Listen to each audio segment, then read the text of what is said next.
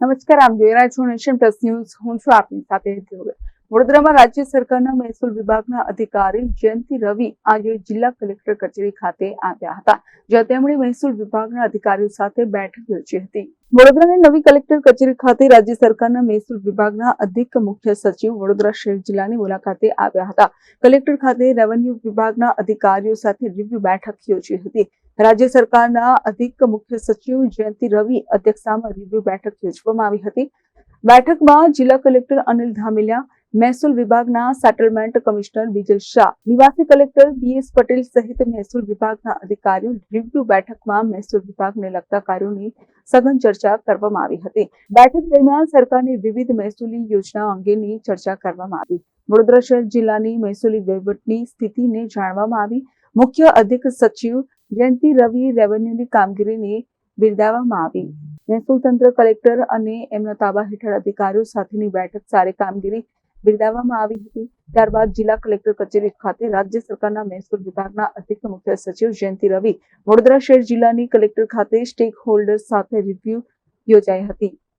આ બેઠકમાં NHI, NHAI, કિસાન સંઘ, વેપારી મંડળ, કેળાઈ સાથે રિવ્યુ બેઠક યોજાઈ હતી. રિવ્યુ બેઠક પૂર્ણ થયા બાદ રાજ્ય સરકારના મહેસૂલ વિભાગના અધિક મુખ્ય સચિવ જયંતિ રવિ પોતાની પ્રતિક્રિયા મીડિયા સમક્ષ આપતા જણાવ્યું હતું કે આજે એક તો આપણા મહેસૂલી તંત્ર, કલેક્ટરશ્રી અને એમના ઓફિસના તાબાના હેઠળના બધા જે લોકો હતા એમના ઓફિસર્સની રિવ્યૂ કરવામાં આવી અને એમાં 2-3 અહીંયા ખાસ જે સારી કામગીરી કરવામાં આવી છે. દાખલા તરીકે જે ટેન્યોર જૂની શરતમાં ફેરવવાની જે કામગીરી હતી, લગભગ 60,000 એવા કિસ્સાઓમાં ખેડૂતો માટે આ ફાયદો થયો છે અને એ કામગીરી પૂર્ણ કરવામાં આવી છે બરોડા જિલ્લામાં એટલા બધા સર્વે નંબર્સમાં. એટલે આ એક સારું બહુ જ અને સિમિલરલી જે રેવન્યુના કોર્ટ કેસીસ છે એમાં પણ જે ભરાવો હતો એને પણ અત્યારે અમે આખા ગુજરાતમાં ડ્રાઈવ લઈ રહ્યા છે કે આવા બધામાં ઝડપી નિકાલ, એટલે 700 ઉપરાંત કેસીસ ટોટલી, ઇનફેક્ટ 700 વત્તા બીજા એમ કરીને 1100 જેટલા કેસીસ બધાને ટોટલ કરીએ તો એની નિકાલ આ ટૂંક સમયમાં કરવામાં આવી છે. એ પણ ખૂબ પ્રશંસનીય છે. અને સાથે સાથે અમે એ પણ કહ્યું કે હવે જે સ્વામિત્વ યોજનામાં ગામતળોમાં જે પ્રોપર્ટી કાર્ડ જેવી સ્વામિત્વ યોજનામાં જે આપવા માટેની પ્રાવધાન સરકારે કરી છે એનું પણ ચેકિંગ થાય એના માટે ભાર આપવામાં આવ્યું.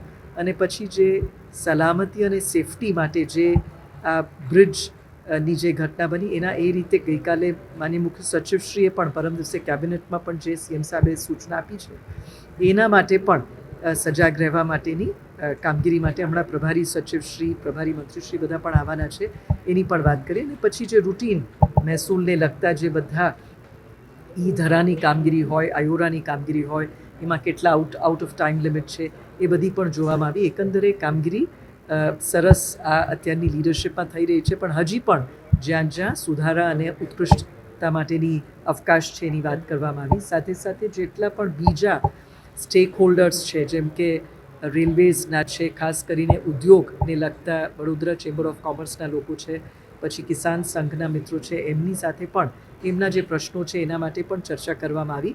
અને એમાં 3-4 મુદ્દાઓ જેમાં ઓલરેડી પોલિસી લેવલે આપણી સરકારે જે નક્કી કરી છે એની પણ એમને જાણ કરવામાં આવી. પણ સાથે સાથે જે અમુક ખેડૂતો માટે પણ જે ફાયદામંદ છે, દાખલા તરીકે એમનું જે મોબાઈલ લિંકિંગ છે, કન્સેન્ટ ફોર્મ સાથે જે લિંક કરવા માટે આધાર સીડિંગની પણ વાત છે, એ બધી પણ જાણકારી આપવામાં આવી.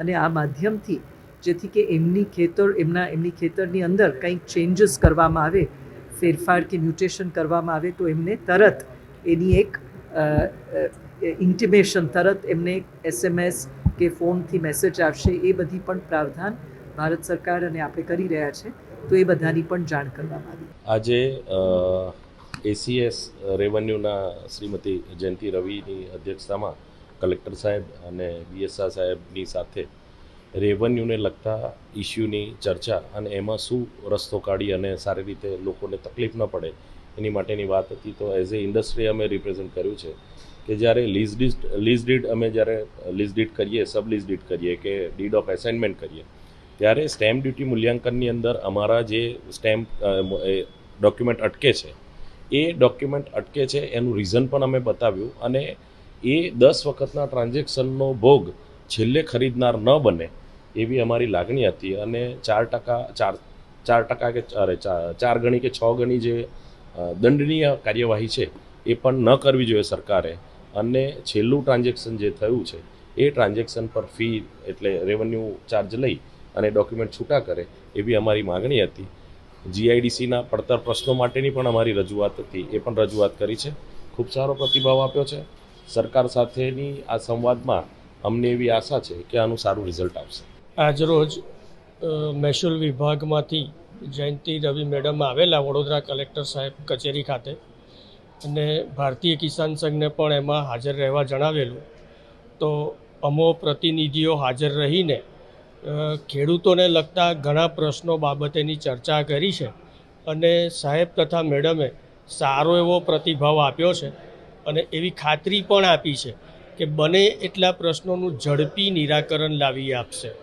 પ્રશ્નો અમારા હતા રોડ રસ્તાના, બ્રિજોના, હાઈ ટેન્શન લાઇનના, કિસાનોની જમીનોમાં પાણી ભરાઈ જવાના પ્રશ્નો હતા, રીસર્વેના પ્રશ્નો હતા, ગણોદ્ધારાના પ્રશ્નો હતા. અસંખ્ય પ્રશ્નોની આજે વિસ્તારપૂર્વક ચર્ચા કરી, અને તેઓએ એવી એક સાંત્વના આપી છે કે મોટા ભાગે વહેલી તકે સુખદ નિરાકરણ લાવી આપવામાં આવશે. કેમેરામેન નવનીત પ્રવીણ સાથે સત્યમ નમસ્કાર. Nation Plus News Vadodara. સમાચારોનો સતત અપડેટ મેળવવા માટે અમારી નેશન પ્લસ ન્યૂઝની યુટ્યુબ ચેનલને સબસ્ક્રાઇબ કરો, બેલ આઇકન દબાવો અને જોડાયેલા રહો ફેસબુક, ઇન્સ્ટાગ્રામ અને ટ્વિટર પર.